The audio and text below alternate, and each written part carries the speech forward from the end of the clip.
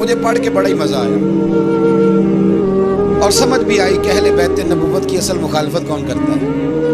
ایک شخص آیا تو اس نے آ کے نا معاذ اللہ حضرت مولا علی شیر خدا کو، معاذ اللہ ثم معاذ اللہ، امام حسن کے والد کو برا بھلا کہا، پھر امام حسن کو کہا، وہ برا بھلا کہتا جا رہا ہے، امام حسن مسکراتے جا رہے ہیں، ہنستے جا رہے ہیں۔ انجوائے کرنے کا آپ کا موڈ بن جائے تو سب کچھ انجوائے ہو سکتا ہے، لیکن اگر آپ نے مرچیں دانتوں کے نیچے رکھ کے اچھی طرح چبا لی ہوں اور کانوں سے بھی دھواں نکل رہا ہو تو پھر تو بھائی کوئی چیز بھی انجوائے نہیں ہوتی۔ پھر تو قصور یہ ہے کہ مرچیں نہیں چبانی تھی، آپ نے اپنا مزاج خود بڑا کڑوا کر لیا ہے، وہ کیسے کام چلے گا؟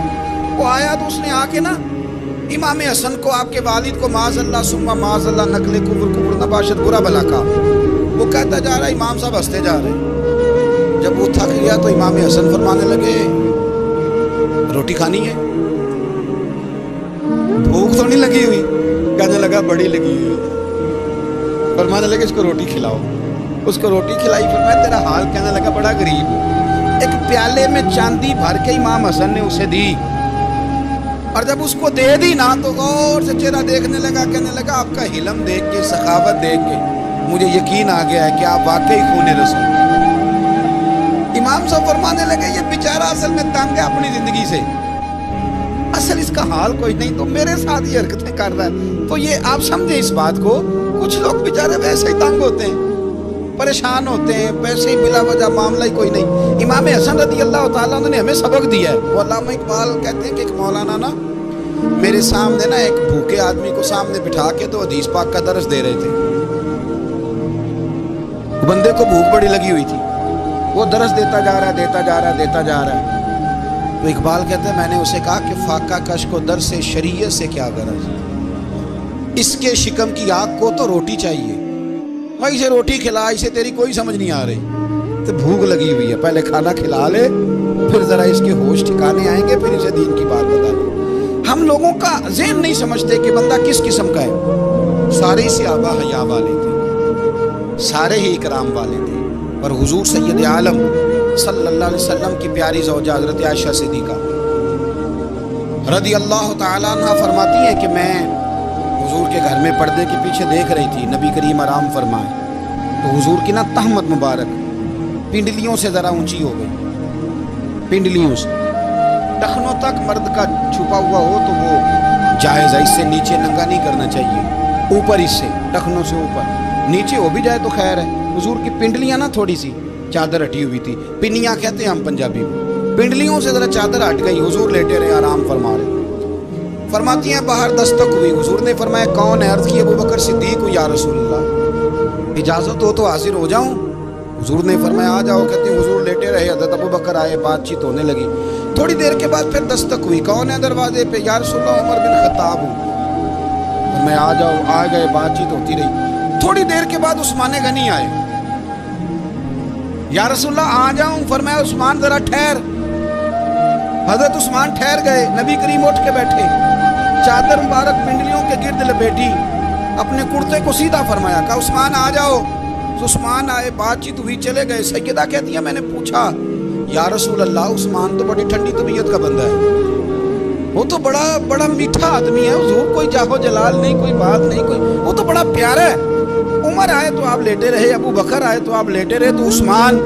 حضور فرمانے لگے عائشہ عثمان سے تو فرشتے بھی حیا کرتے ہیں، عثمان سے تو فرشتے بھی حیا کرتے ہیں، تو میں نہ حیا کروں؟ آپ اس بات کو سمجھیں، غور کریں کہ اگر ان کی طبیعت اس طرح کی ہے کہ وہ کہتے ہیں کہ وجود زیادہ چھپا ہوا ہونا چاہیے، تو نبی پاک نے ان کی طبیعت کا خیال کیا ہے، حضور نے ان کے مزاج کا۔ آپ کو نہیں پتا کہ ابا جی آپ کے کیا سوچتے ہیں، کیا چاہتے ہیں؟ آپ کو نہیں پتا آپ کے استاد کا مزاج کیا ہے؟ آپ کو نہیں پتا آپ کے مرشد کامل کی طبیعت کس طرح کی ہے؟ وہ کن باتوں میں راضی ہوتے ہیں، کن میں ناراض ہوتے ہیں، ہمیں سارا پتا ہوتا ہے، لیکن ہم چاہتے ہی نہیں صحیح کرنا معاملات کو۔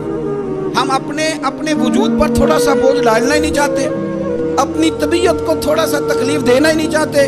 حضرت صدیق اکبر رضی اللہ عنہ، مالدار آدمی، کروڑوں پتی شخص، لیکن انہوں نے نا ایک موقع پہ پھر ٹاٹ کا لباس بھی پہن لیا۔ کسی نے ان سے کہا ابو بکر یہ کیا؟ فرمانے لگے نبی کریم کو، میرے آقا کو غریبی پسند ہے تو ابو بکر غریب بن گیا ہے، ਖਤਮ ਹੋ ਗਈ, ਜੇ ਸੋਹਣਾ ਹੀ ਮੇਰੇ ਦੁੱਖ ਵਿੱਚ ਰਾਜ਼ੀ ਤੇ मैं सुख ਨੂੰ चुल्ले डावा। ठीक हो गई बात, वो जिस हाल में रखे उस हाल में राजी रहना है। ये जो मिजाज है ना हमारा कि मैं ढलना नहीं चाहता, मैं बदलना नहीं चाहता, हम तो गुलाम है फिर भी नहीं बदलते। थोड़ा सा ख्याल करे। मैं क्या करता हूँ कि अम्मा को ज्यादा नहीं जरूरत पैसों की, हाँ हाँ माँ तो माँ होती है, वो को रेट लगा के तेरे से पैसे मांगेगी। अम्मा को तो बस इतनी जरूरत है कि माँ जो कह दे जी कर दो।